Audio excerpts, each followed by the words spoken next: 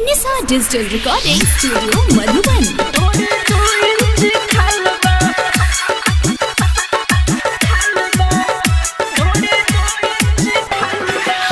आइल बारू नाचे तू जिला मोतिहारी, लचके कमहर जैसे लचके बसवारी।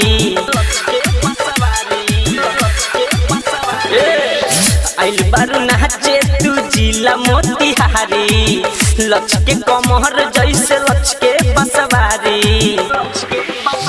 जो बन ऊंच खाल जैसन पहाड़ बा, ढोरी 2 इंच खाल बा। मौसमी के जैसन तोहर गाल बा, ढोरी 2 इंच खाल बा।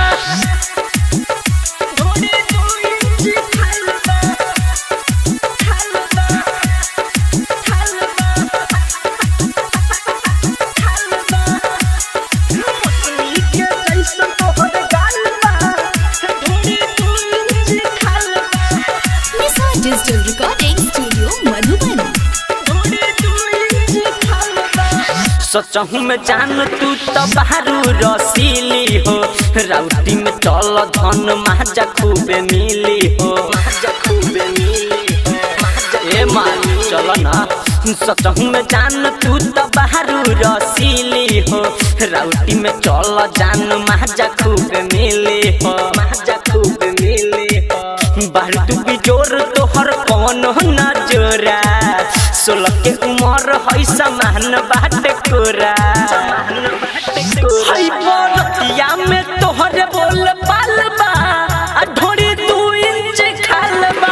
मौसमी के जैसन तोहर गाल बा, ढोरी 2 इंच खाल बा। ढोरी 2 इंच खाल बा, खाल बा, खाल बा, खाल बा। मौसमी के जैसन तोहर गाल बा, ढोरी 2 इंच खाल बा। ढोरी 2 इंच खाल बा। जनमर तोहर है नैना गजरिया हो, हट ना नजर जब लचके कमरिया हो। ए जान जनमर तोहर है नैना गजरिया हो, हट ना नजर जब लचके कमरिया हो। चढ़ गइल बहारू विकास के नजरिया, मन करे धरली कस के कमरिया। सजन सम्राट रोहित के मालबा, ढोरी 2 इंच खालबा। मौसमी के जैसन तोहर गालबा, ढोरी 2 इंच खालबा। आइल बारू नाचे तू जिला मोतिहारी, लचके कमहर जैसे लचके बसवारी। जो बन ऊंच खाल जैसन पहाड़ बा, ढोरी 2 इंच खाल बा।